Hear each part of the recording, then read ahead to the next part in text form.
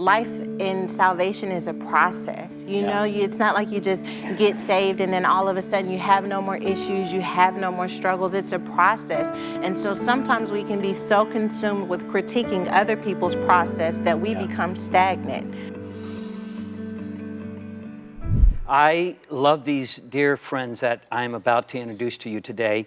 I have watched their lives and watched what Jesus is doing in their lives, and it has inspired me greatly. That takes quite a bit. I'm 61 years old and have been in this all of my life, and I've seen a lot, and it brings great inspiration to know the life and story of my friends and guests. Welcome. I'm so glad you're here. This is phenomenal, live and in person right here. Yes. So it is quite amazing. I first met you, Pastor Toure, actually on the set of TBN. Yes. Back in the day. I don't know how long ago it was, but you know, I would come and host, and I would meet the guests for the first time right there on the set. And as I was talking to you, I heard the voice of the Lord say to me, I want you to protect and project this man's gift.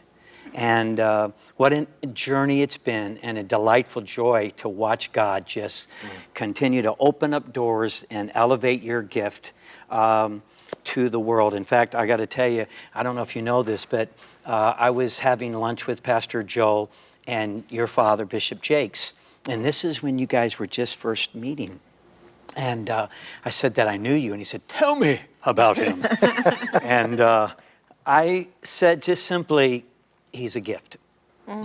And I think that, I remember him just kind of, okay. And you both are, and you are a gift. And today I hope that that gift can just kind of unfold and be a part of helping our audience today. So tell us a little bit about One Church LA, and actually that name has changed, and what's actually going on in both of you. Yeah. Well, One Church LA is a church that we planted, and it's grown, and it's kind of interesting. You mentioned the name changing.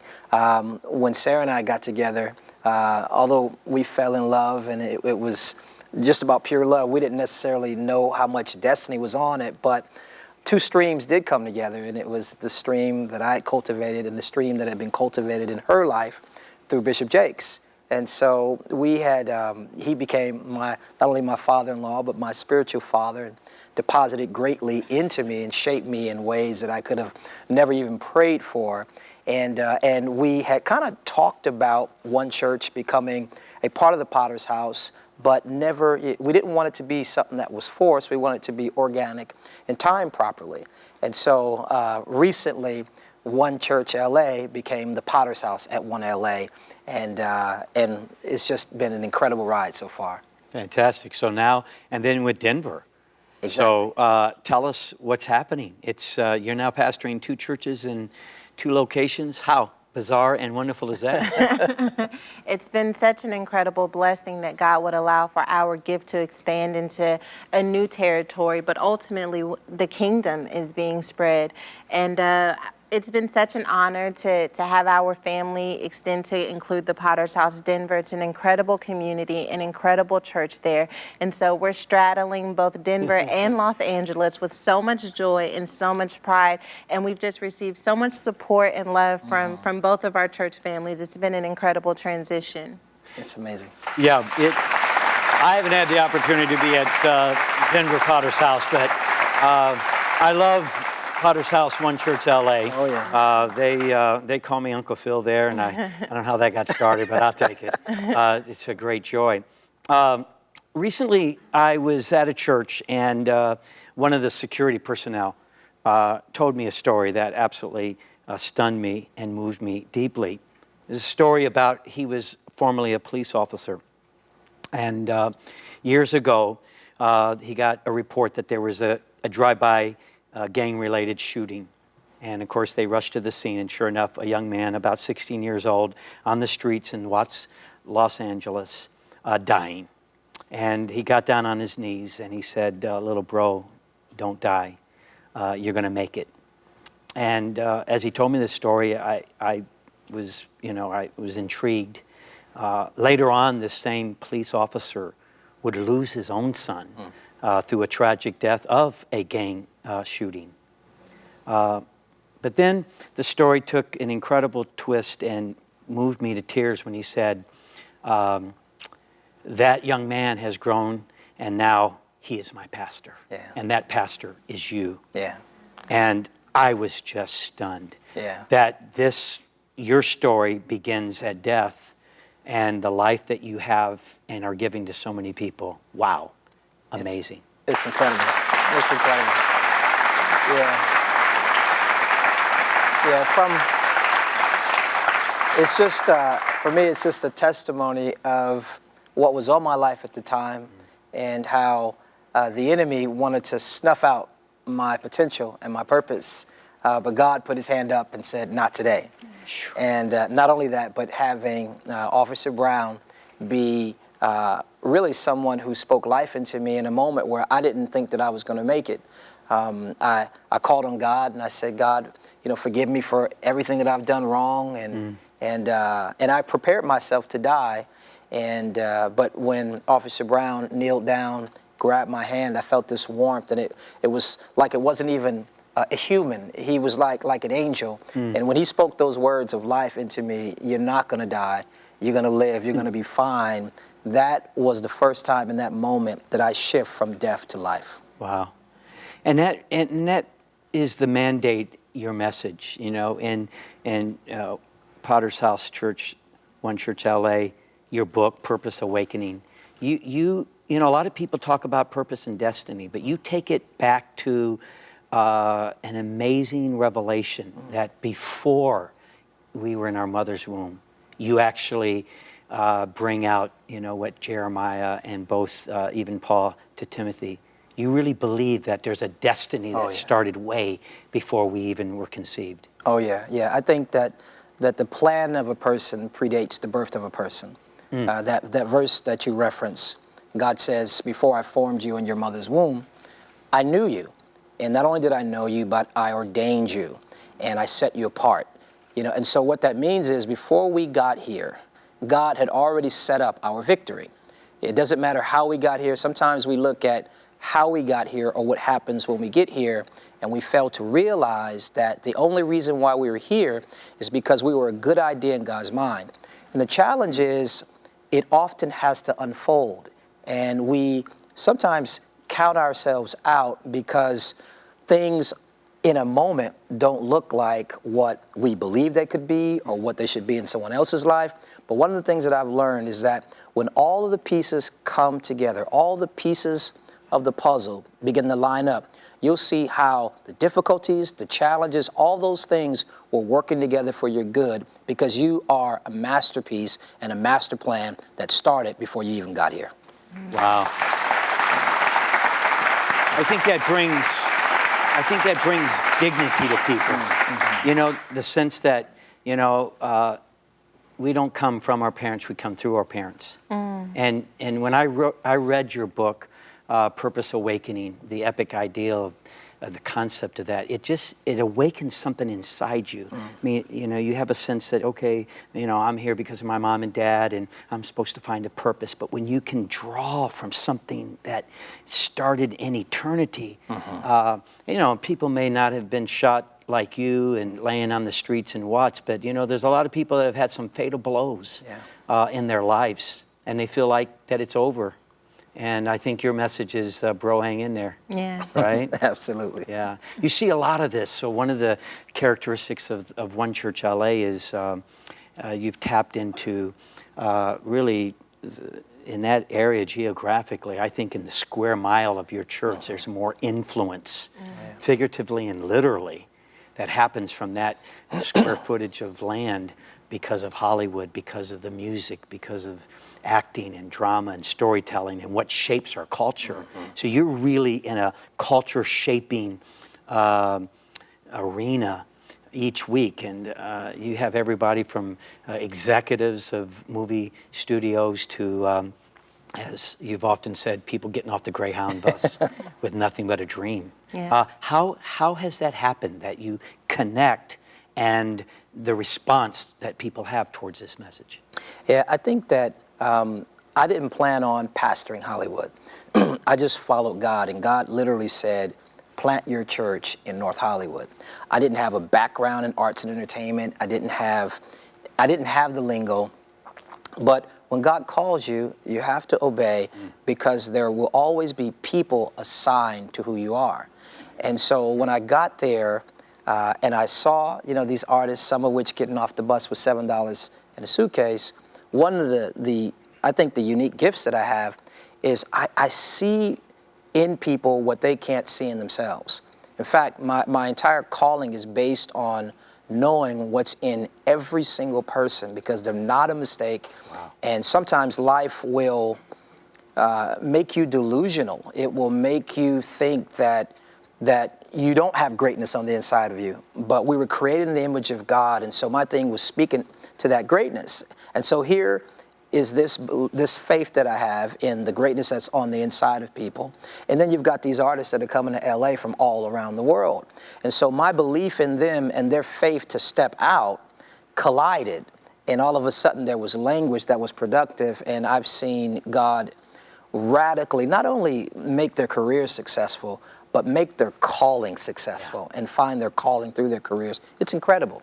Yeah, it is. And when you preach at One Church LA, Potter's House, One Church LA, Yep. you got to get it all right. Potter's House at one. Yeah, your mind, you look across and you see people, oh, I've seen them in a commercial, oh, I've seen them in a movie, and yet everybody is in there. But I think it's significant because they represent a calling that affects everyone in every way. So I think your message to that culture and to that the people that are ultimately culture shapers resonates with everybody. Mm-hmm.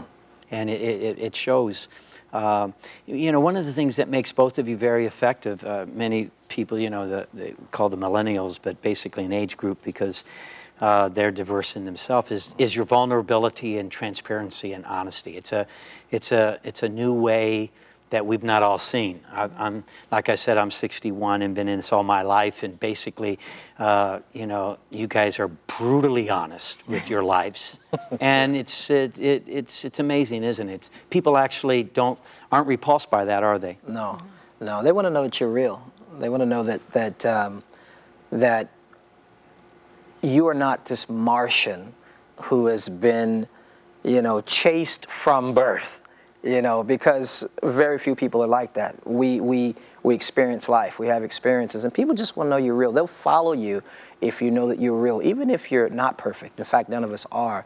We found authenticity to be our true asset.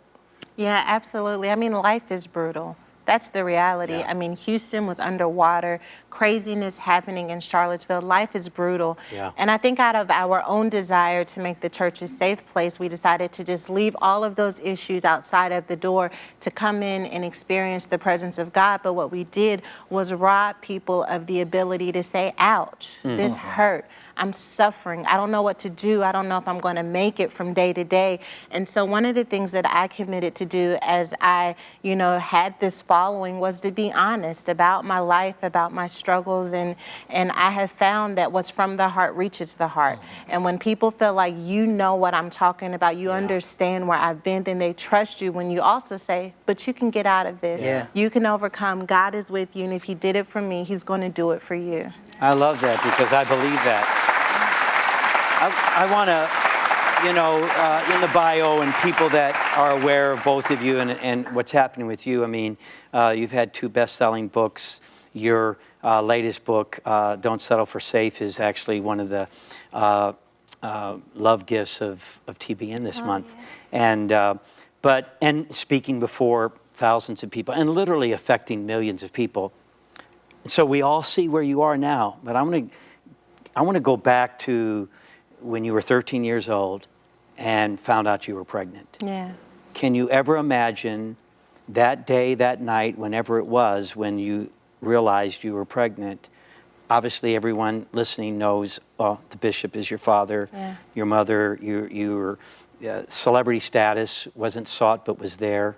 And now you're 13 years old. Did you ever think from there you would get here? And what was it like in those moments? My goodness.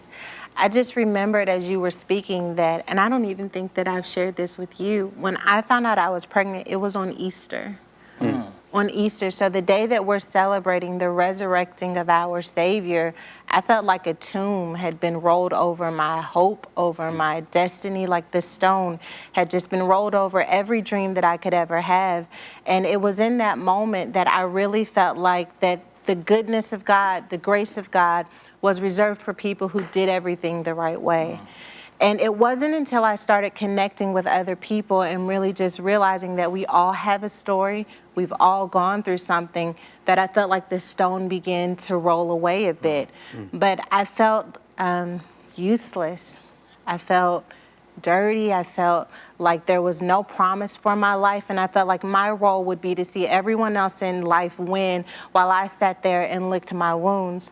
And as I began to see that I wasn't in it by myself, I believe that that's a trick that the enemy plays on our minds, is that he makes us believe because of our issues and because of our struggles that we have to live life in a prison. And so we go about our day and we look like we're free, and we're still in our homes, in our marriages, on our workforces, and it looks like we're free, but on the inside we're hurting, we're broken, we don't believe anymore. But what helped me, and what I hope my story does for other people, is just reminds you, you're not in this by yourself. You are not the only one facing what you're currently facing. As a matter of fact, the thing that you're currently facing, someone has already overcome. And because they've overcome, there is hope for your story. People have had it worse. People have had it better. Stop comparing your story to what's happened in other people's life, and start to decide right now in this moment that I am not going to allow this stone to be rolled over my destiny. Jesus died so I don't have to get on the cross. I don't have to spend the rest of my life hanging by my own failures and my own mistakes. Because he lives in me, I have been resurrected too. And so, God, what do you want to do with my life? What do you want to do with my brokenness? What do you want to do with this pain that I felt? Because I serve a God who makes all things work together for our good. But that working feels like crushing sometimes. It feels like pain and disappointment. But it also, on the other side, I mean, look at our lives now. It's restoration that you couldn't imagine. And there's a time when you will look back and you will thank God. You will thank him for the tears that are currently streaming down your face. Hallelujah. Wow. Hallelujah. If your parents were here, I would ask this question. And I'm going to ask you to represent your parents, because, you know, I've been doing this. I've been around TBN for nearly 30 years. I know I have a lot of grandparents. I have a lot of parents. I have parents that have faced this with their children, maybe will, or even grandparents who have or will face, you know, your daughter is pregnant. What did they go through, and how can a parent reconcile when their children make decisions and things happened? What would they be saying to those that are facing this as parents? We're a blended family. We have 6 children. And I can tell you right now that it's no parent's dream that your child gets pregnant as a teenager. So this isn't something that my parents were wishing or praying for. Sure. But I tell you that what they did was they did not allow their disappointment to strip me of their love, of their support, and more importantly, of God's grace.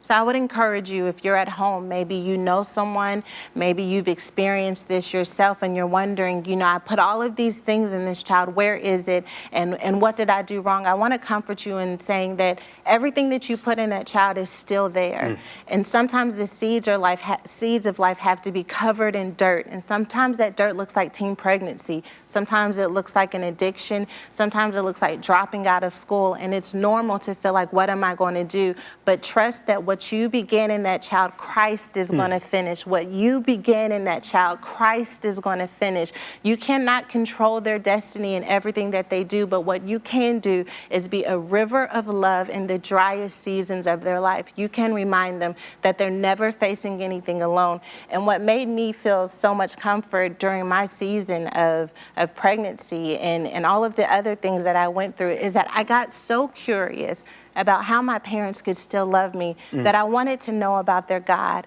I wanted to know about this source of love that just seemed to run unconditionally. And I had an encounter with their God, and it changed my life.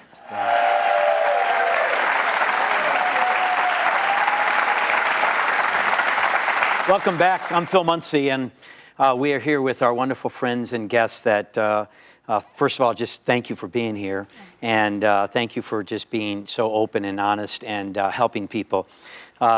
Sarah, before we went to the spot, we were talking about just this whole journey. Yeah. This book that we're featuring is actually your second book, and it was birthed out of your first book being Lost and Found, where actually you just started going on social media and bearing your soul, and wow, a lot of people responded. Yeah, so Lost and Found was a memoir about my life, and I shared it because I started a blog online when I just had this revelation that other people had gone through what I was suffering with. Other people knew what it was like to have shame, to have guilt, to not believe that God's best was possible for your own life because of what you've gone through.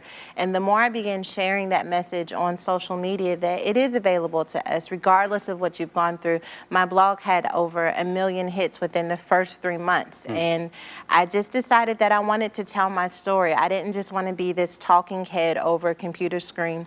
I wanted them to know, not only had I had a teen pregnancy, but I dropped out of college and I was in a toxic relationship, an emotionally and physically abusive relationship. And I wanted to share that story because when we find ourselves suffering and struggling, we often make decisions out of that brokenness that make us even more broken. Yeah. And so I wanted to break that curse off of women like me, even men who have experienced their own issues. And so for me, that's what Lost and Found was all about. It was telling my story, but for Don't Settle for Safe, I wanted to give them practical tools. Okay, you know my story, you know what I've gone through, but let's talk about your story and how we can break the patterns that exist within your life so that you can live in the fullness and freedom of who God has called you to be. Yeah, excellent. I think what's amazing, as I was reading the book today, both of you, you guys, I heard one time somebody say, time is God's way of making sure everything doesn't happen at the same time. Mm-hmm. But actually, as I was reading the book, I'm like, no, it is all happening at the same time for you guys. I mean, typically you get married, you have children. I mean, you have 6 children, ranging a 20-year gap between Ella and the oldest is Rin. Yeah. So at the same time you're changing diapers, you're dealing with, where they're going to go to college. Yeah. You're dealing with driver's license and toddler chairs and learning how to teach one to walk while the other one you're like, get back here. I mean, so, every step, now you're pastoring 2 churches, one in Denver and one in LA. So every day, this is not some bubble you living in. You're living it out. It's pretty wild. Yeah. We met in the air. We always say we literally met in the air. Our books were coming out. Our first books were coming out just a month apart, and we met. It was actually a meeting to talk about our books, and so that Sarah could come to our church and speak. And so we met in the air. We're on book tours. We fell in love in the air, and I don't think that we've come down since. I don't think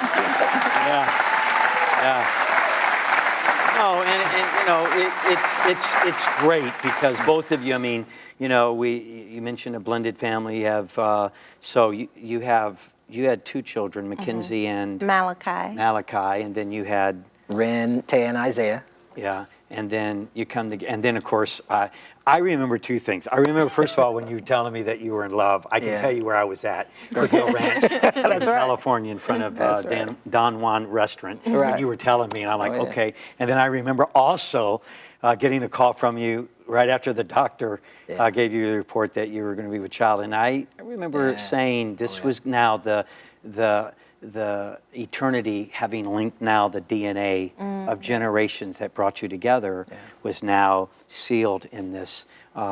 So it's an amazing to see. Toure, what do you think becomes the most important element that has not only made this story so compelling, but keeps you in it, and then especially now watching God just thrust you? A lot of people think success is a reward. It's actually a responsibility. Absolutely. How did you get here? It is. And how are you sustaining? What's the key? Yeah, I think it's alignment.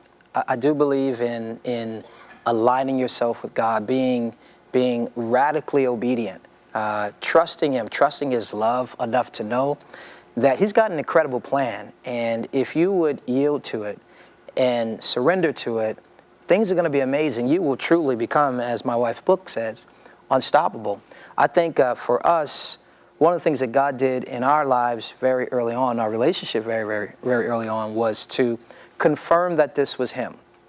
We fell in love pretty quickly. We knew after our first date that we were to be married. Now, I'm the type of pastor, I speak against that. I do. It's like you come to me, your congregation members come to you and they're like, Pastor, we just met him and he's my husband. I'm like, hey, slow down, hold up. So I would be one that would really speak against that, but God spoke to both of us, and so it was accelerated from the start. But I do believe that when you know something is God, and this is definitely a God thing, and the fruit that has transpired in the past 4 years is evident, but for me, what drives me is I know this is God. Yeah. I know that whatever he calls us to do, yes, it's going to be challenging. Yes, it's going to stretch us, but it's going to be amazing and it's going to be destined. And so for me, it's alignment, always pursuing alignment, always searching your heart, asking the tough questions. I mean, for us, Denver, we had just gotten One Church LA off the ground. We had just settled into our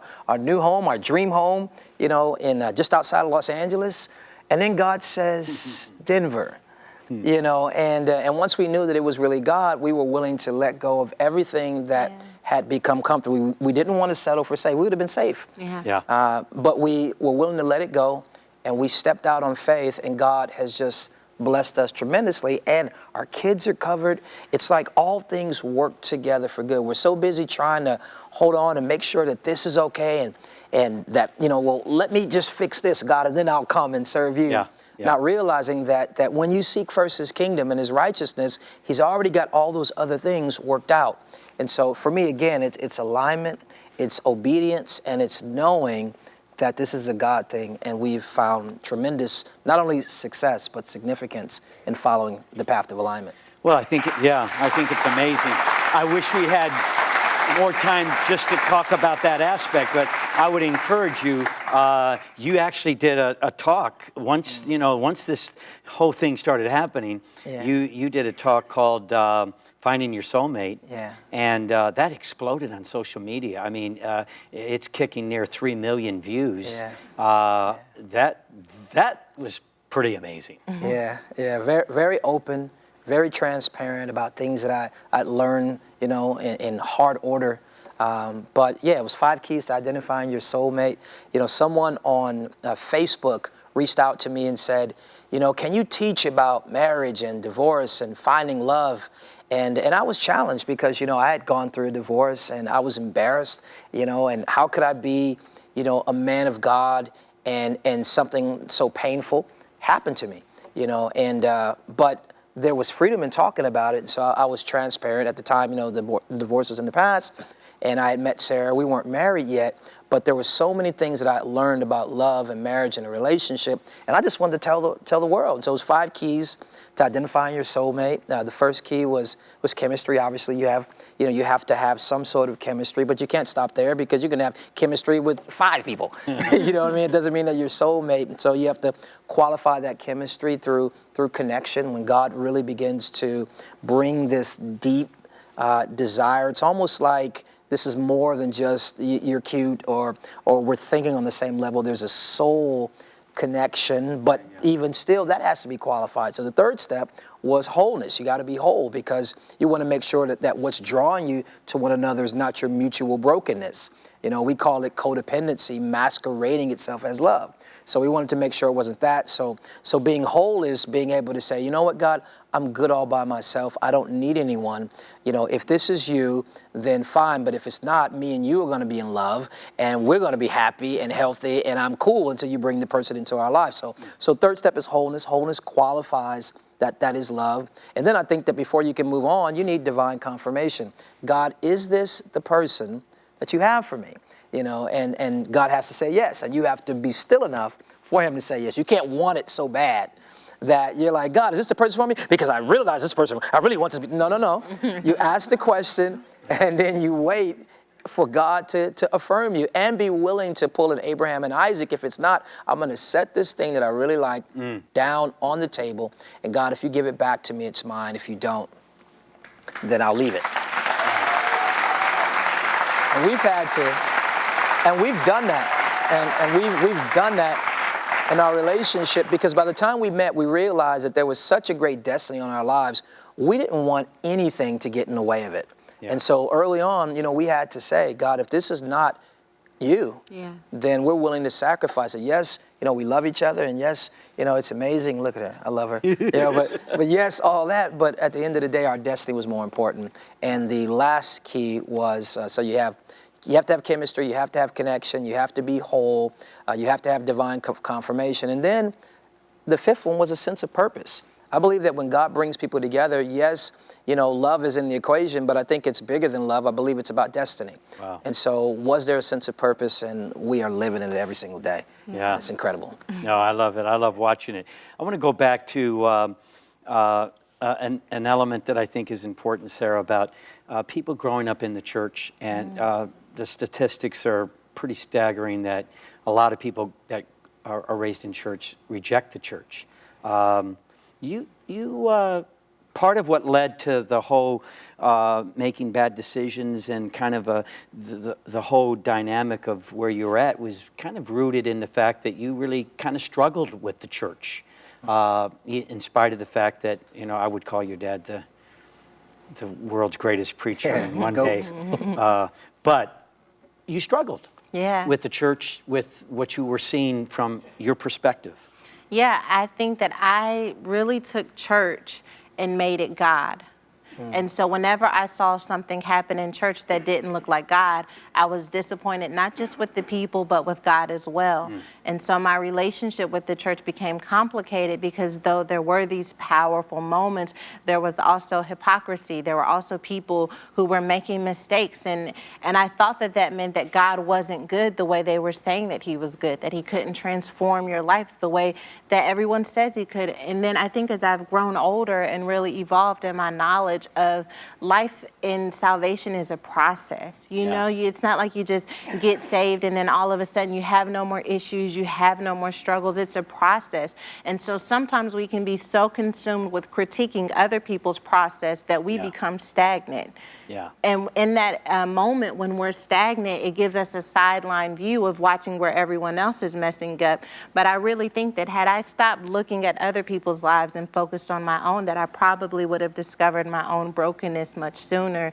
But you want to believe something is real. And so I decided to share my testimony, not just the good things, but the difficult things, the divorce, the teen pregnancy, because I didn't want someone in the pews to think that you made it to the stage without any struggle.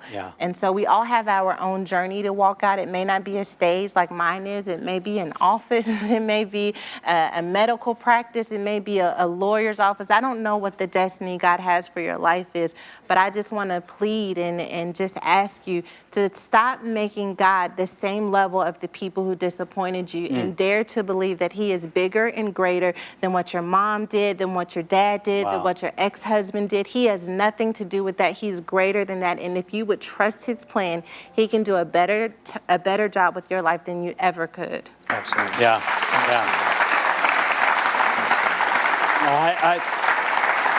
I have my own son, it's named after me, my namesake. He is so disturbed by people just putting expectations on him. And there was a lady in the church that just kept saying, oh, you're going to be the next pastor of this church. You're going to take over this church. And he was just so mad. And one day, he's my Simon Peter. He did draw the sword. And one day he said, he got so tired of it finally, yes, I am going to take over this church, and I'm going to turn it into a bar. We laugh about it now, but it was part of that whole dynamic. Pastor, this is part of the mandate that God has helped you with, One Church LA, Potter's House.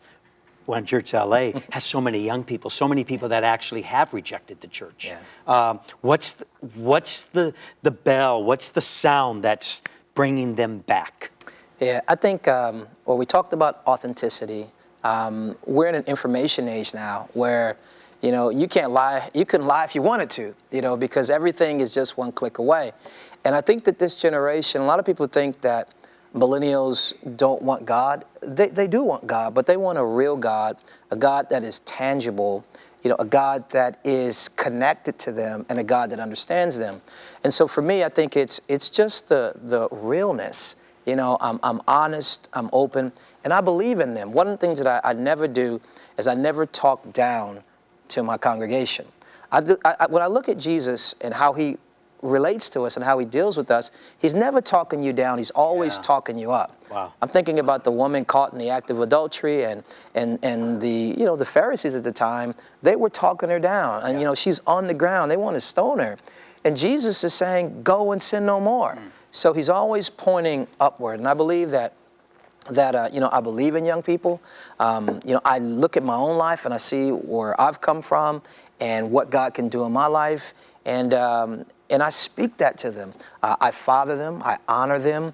I don't say, because you're young. A lot of times what I think God wants to do in these last days is, and it's according to Malachi 4, I really believe that he wants to turn the hearts of the fathers to the children and the hearts of the children to the father, where there is mutual respect. The gray hairs respect the strong legs, of the youth, and the strong legs of the youth respect the wisdom of the old. And I believe that when there is honor that transcends age, when the old don't say, oh, you're just a millennial and you're selfish, because it's not true, right. And the young don't say, oh, you're old and you're out of touch, but when we begin to honor each other and one another and begin to work together, I think we're going to see incredible things happen in the kingdom. Yeah. And we're seeing it in our church right now. Well, I think it's what's happening here at TBN. Yeah. I mean, it was forced, with the loss of our founders, Paul and Jan Crouch, but Matt, stepping in and he, embracing the past and standing on their shoulders, but at the same time recognizing the responsibility that this is not a museum. We can't just keep talking about what we did to get here, but this is a something that's in motion. Yes. But I love that. I think it's important. I made up a word, I love making up words, partly because I mispronounce words a lot, and then I just go with it. But, the word scarcasm.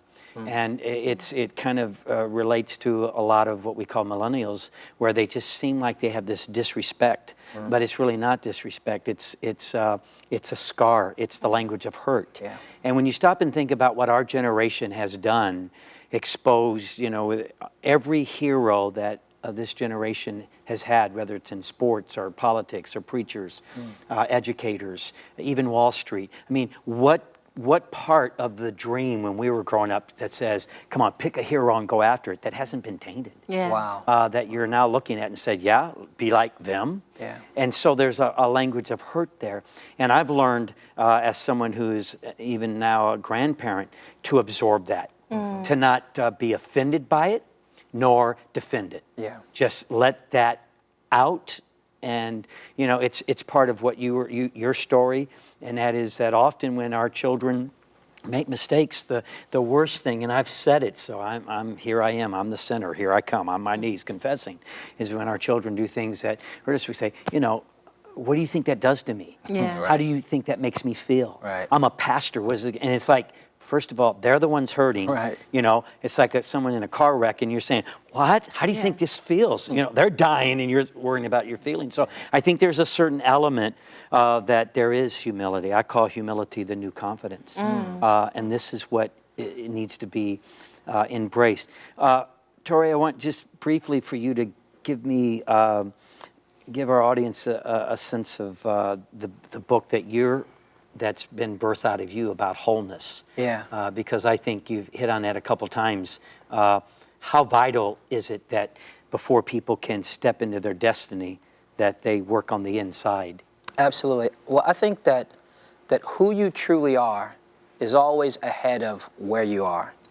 Paul said in Philippians 3, he said, I haven't attained. And he said this not when he was a novice. He said it after he was accomplished spiritually.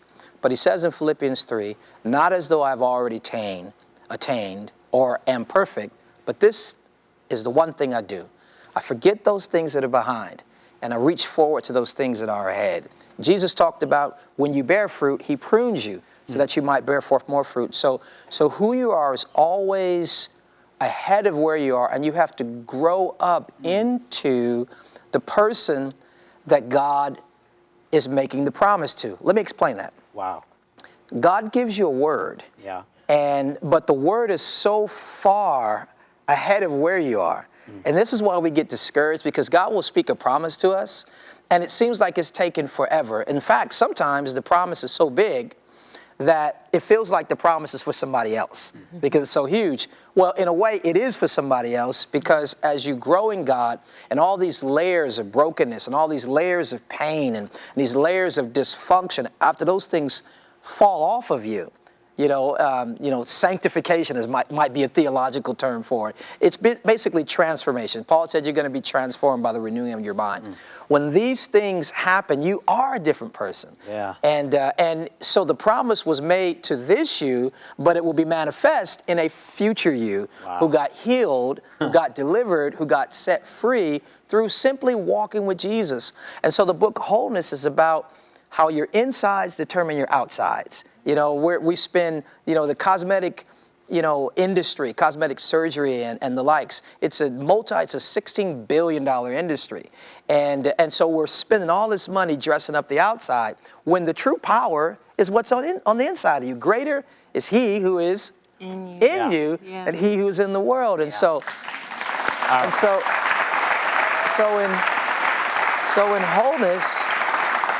in wholeness, I walk the readers through, my own life. And some of the common things that our brokenness produces in our lives. And I'm all about getting healed, because the fruit of our life oftentimes is the byproduct of what's going on inside.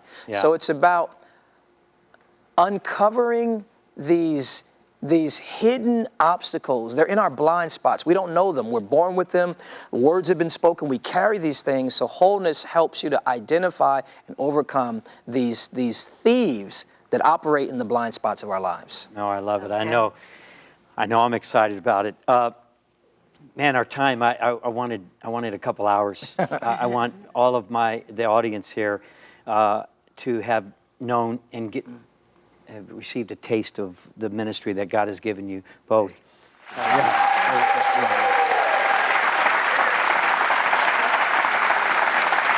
What an incredible night. My name is Phil Munsey, and on behalf of Matt and Lori Crouch, what a great joy. And also my beautiful wife of 40 years is actually involved in TBN, doing a lot of design work on the different, both here and in Nashville and different studios. So, man, I miss Jeannie.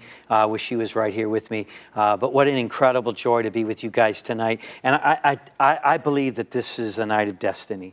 I feel that just as Officer Brown was kneeling at your basically potential deathbed in the streets of Watts after a gang drive-by shooting, somebody right now just needs to be told, hang in there, bro. It's not over. And I have no doubt in my mind, Sarah, that women are watching today that just feel like that they have already boxed out their destiny and they're just going through the motions. And that this is not an accident. And there they are. And I know there's millions watching, but really the one person that's watching right now that's hanging on, I want you to speak into them, both of you, because this will be the night for them that they will decide not to live safe. This will be the night that they say, my purpose is awakened. This will be the night where they say, wholeness begins now. Let's help them. Well, I believe that the gospel of Jesus Christ is about restoration. The whole story is about restoration and redemption. The Bible says in Joel, God says that I will restore the years that the locusts have eaten. And so I believe that when you look at our lives, and I believe that we're here, it's certainly not about us, but I do believe that God has made us a sign to you of the power and the reality of His restoration. And restoration and resurrection, truth be told. I made up a word, as Pastor Phil said, but this is a moment of restoration for you. And I believe that in this season, I was preaching this year that this was the year of alignment. Where God was going to make all things work together for good and bring you into a time of restoration, which is going to bring acceleration. As you become aligned, it's going to bring acceleration and profound restoration to your life. We're living it. It's coming. It's yours. I'm telling you. Sarah, just speak that prayer.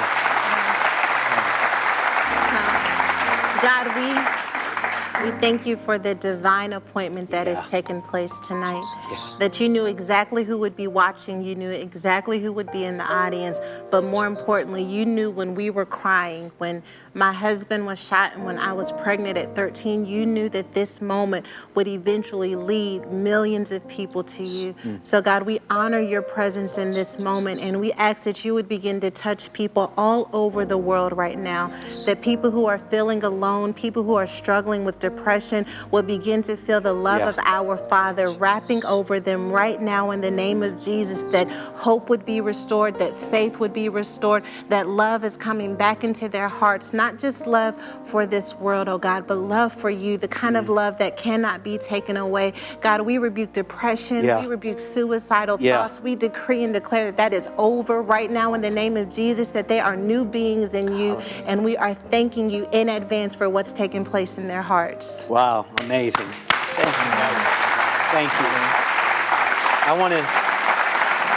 I want to encourage you tonight to know just how much God loves you and how this moment was really for you. And I'm just so grateful. I'm so grateful for Matt and Lori. I'm so grateful for that they're not settling for safe. That they are doing everything they can to reach your kids, to reach your grandkids, to reach your neighbor next door who has never given more than just a few seconds to Christian television, but now will. Something's happening in our culture. I know it looks ugly. I know it looks painful.